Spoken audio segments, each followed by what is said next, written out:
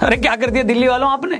दुनिया के सबसे कट्टर ईमानदार नेता का ये हाल कर दिया। दुनिया की सबसे ईमानदार पार्टी की ऐसी दुर्गति। सर जी के ही शब्दों में कहूं तो भगवान माफ नहीं करेगा। दिल्ली के मुगले आजम को तुमने रायते आजम बनाकर रख दिया। तुम लोगों ने दुनिया के सबसे कट्टर ईमानदार नेता श्री केजरीवाल जी को हरा दिया। दुनिया के सबसे बड़े शिक्षा मंत्री मनीष सिसोदिया जी को भी पेल दिया। तुम्हारी इतनी हिम्मत, भगवान माफ नहीं करेगा। जिस वक्त हम ये वीडियो बना रहे हैं उस वक्त परम आदरणीय सत्येंद्र जैन भी हार गए हैं और नित्य वंदनीय सौरभ भारद्वाज जी को भी दिल्ली की बेरहम जनता ने पेल दिया है। मतलब अगर किसी पार्टी के टॉप लीडर अपनी अपनी सीटें भी नहीं जीत पा रहे हैं तो आप समझ सकते हैं कि जनता ने उनकी क्या पुंगी बजाई है। उन्हें सिर्फ हराया ही नहीं है बल्कि उनकी छाती पर घुटना रखकर उनकी जान ही निकाल ली है। नहीं, भगवान माफ नहीं करेगा। मैं दिल्ली वालों से पूछना चाहता हूं ऐसे कौन हराता है वे? हमें लगा था आम आदमी पार्टी 8-10 सीटें कम पा जाएगी, लेकिन तुमने तो उन्हें दिल्ली की सल्तनत से उठाकर झाग वाली यमुना में ही बहा दिया।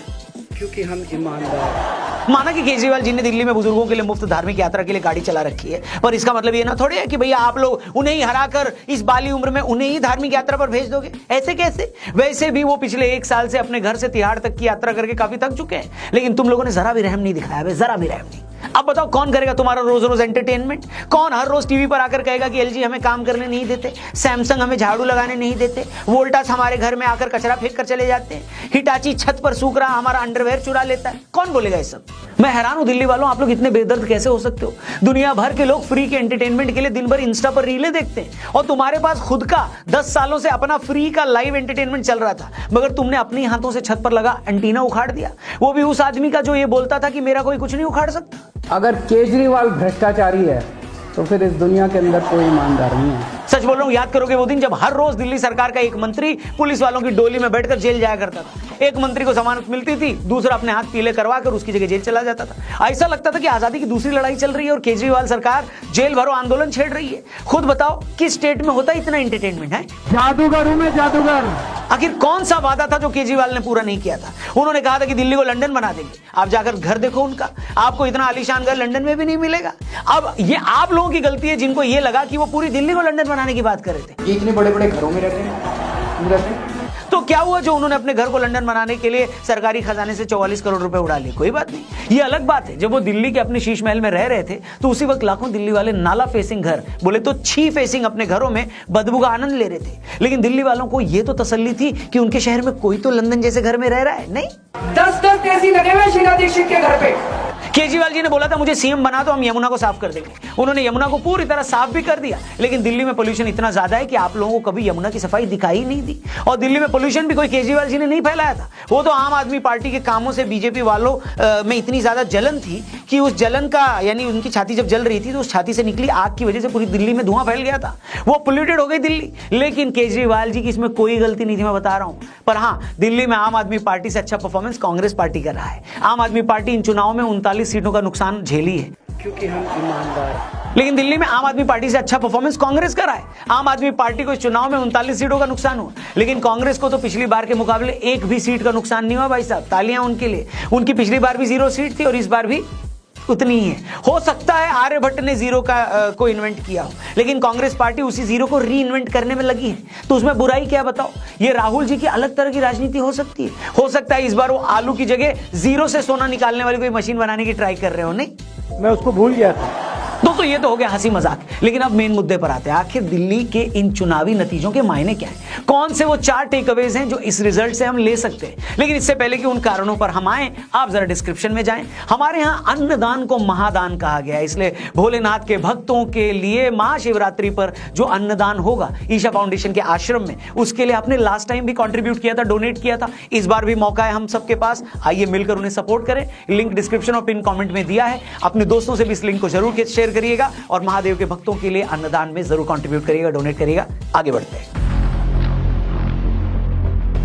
इस रिजल्ट का सबसे बड़ा मैसेज ये है कि अरविंद केजरीवाल को आज कोई भी ईमानदार नेता नहीं मान रहा है, क्योंकि जिन केजरीवाल जी की ईमानदार इमेज की वजह से आम आदमी पार्टी दिल्ली नहीं पंजाब में भी सरकार बनाने में कामयाब हुई, अगर आज वो खुद अपना इलेक्शन हार गए हैं तो आप समझ सकते हैं कि उनका ऑरा टूट गया है, उनकी इमेज खत्म हो चुकी है और जनता उन्हें भी एक लालची और भ्रष्ट नेता की तरह देख रही है। क्योंकि ऐसा हो ही नहीं सकता कि जो आम आदमी पार्टी केजरीवाल जी के चेहरे पर 2015 में 67 और 19 में 62 सीटें लाई थी, वो आज 22 सीटों पर अटक गई है और उनके तमाम बड़े नेता खुद अपना चुनाव हार गए।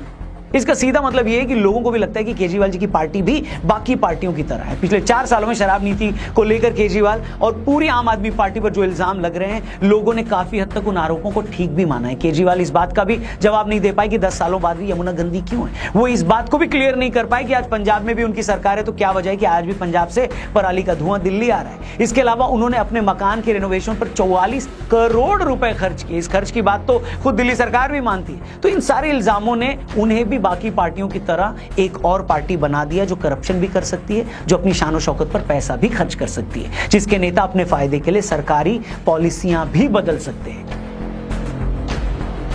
दूसरी चीज जो आम आदमी पार्टी को भारी पड़ी वो ये थी कि केजरीवाल जी की पार्टी ने जब जब बीजेपी को घेरने की कोशिश करी, वो कोशिश उन्हें ही भारी पड़ी। केजरीवाल ने कहा कि हरियाणा वाले यमुना के पानी में जहर मिला रहे हैं, तो चुनाव आयोग ने सबूत मांगा तो सबूत नहीं दे पाए। बीजेपी ने कहा पहले आप ये बताओ कि 7,000 करोड़ यमुना की सफाई पर लगाए थे तो साफ क्यों नहीं यमुना, उस मुद्दे पर भी वो पलट गए। फिर 23 जनवरी को अपना घोषणा पत्र लाकर बीजेपी को चैलेंज किया कि आम आदमी के लिए आयकर की सीमा 7 लाख से बढ़ाकर 10 लाख करो। आम आदमी पार्टी को पता था कि बीजेपी ये कर नहीं पाएगी। बीजेपी ने आयकर में छूट की सीमा 10 क्या 12 लाख कर दी। आम आदमी पार्टी ने अफवाह फैलाई कि बीजेपी तो गाली देने वाले रमेश बिधूड़ी को मुख्यमंत्री बनाना चाहती है, मगर बाद में उन्हें रियलाइज हुआ कि उनकी इस बात से तो बीजेपी को ही कालकाजी सीट और उनके आसपास की सीटों पर जाट वोटों का फायदा हो सकता है। जब उसे यह बात महसूस हुई तो वो खुद ही इस मुद्दे से हट गई।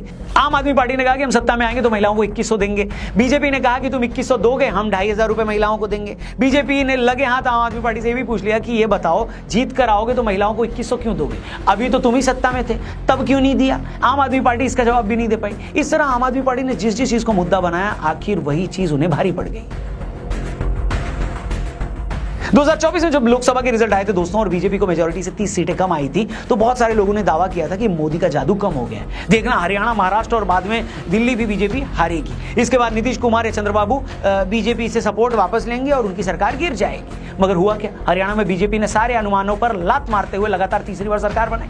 महाराष्ट्र में उनके अलायंस ने इतनी सीटें जीती जितनी महाराष्ट्र की हिस्ट्री में आज तक किसी ने नहीं जीती थी, और दिल्ली में तो उसने पूरी बाजी ही पलट दी। बहुत सारे लोग ये बोल रहे थे कि दिल्ली की राजनीति हरियाणा और महाराष्ट्र से अलग है। दिल्ली में आम आदमी पार्टी के पास केजरीवाल है और बीजेपी के पास कोई चेहरा नहीं है, लेकिन यहां भी बीजेपी आम आदमी पार्टी से उनकी 38 सीटें छीन चुकी है। मतलब लोकसभा इलेक्शन के बाद जो ये हवा बन रही थी कि मोदी का जादू कम हो गया है, एक के बाद एक विधानसभा नतीजों ने ये प्रूव कर दिया है कि मोदी का जादू शायद आज अपने चरम पर है। अगर बीजेपी दिल्ली जैसे स्टेट में भी बिना सीएम फेस के केजरीवाल जैसे मजबूत नेता को हरा रही है तो ये मोदी का ही जादू है, ऐसा एक्सपर्ट्स बोल रहे हैं। लोकसभा इलेक्शन के बाद से लगातार तीसरा स्टेट इलेक्शन है जब इंडी गठबंधन या उसकी पार्टियां बीजेपी से हार गई। आम आदमी पार्टी और कांग्रेस लोकसभा में साथ थे, इंडिया अलायंस का हिस्सा थे, मगर दिल्ली में वो एक दूसरे के बाल नोच रहे थे। पहली बार राहुल गांधी ने केजरीवाल को शराब घोटाले का अक्यूज बताया, केजरीवाल ने भी राहुल बाबा पर डायरेक्ट अटैक किया। आज दिल्ली में बीजेपी जीत गई तो उमर अब्दुल्ला ने ट्वीट करके लिखा कि और लड़ो आपस में। इससे पहले इंडिया अलायंस की बहुत सारी पार्टियां ममता बनर्जी को अपना फेस बनाने को बोल चुकी है, लेकिन कांग्रेस इसके लिए तैयार नहीं हुई। ये लोग महाराष्ट्र में आपस में लड़े थे,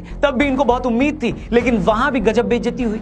कश्मीर में इलेक्शन हुए तो वहां भी इंडिया अलायंस की पार्टियां आपस में लड़ी। मतलब आप ये कह सकते हैं कि इंडिया अलायंस अब दी इंडिया अलायंस हो चुका है। तो दोस्तों ये तो कुछ बड़े टेकअवेज इस इलेक्शन के, लेकिन केजरीवाल का खुद इलेक्शन हारना मुझे लगता है इंडियन पॉलिटिक्स के पिछले 10 सालों की सबसे बड़ी खबर है। जिस आदमी ने पॉलिटिक्स में आते ही भूचाल ला दिया था, जिनकी ईमानदारी और नए तरीके की पॉलिटिक्स की पूरी दुनिया में चर्चा हो रही थी, अगर वो खुद करप्शन के आरोपों में जेल जाएं और फिर अपना चुनाव भी हार जाएं तो इससे बड़ी खबर और कुछ नहीं हो सकती। ये किसी फिल्मी कहानी से कम नहीं लगता मेरे को।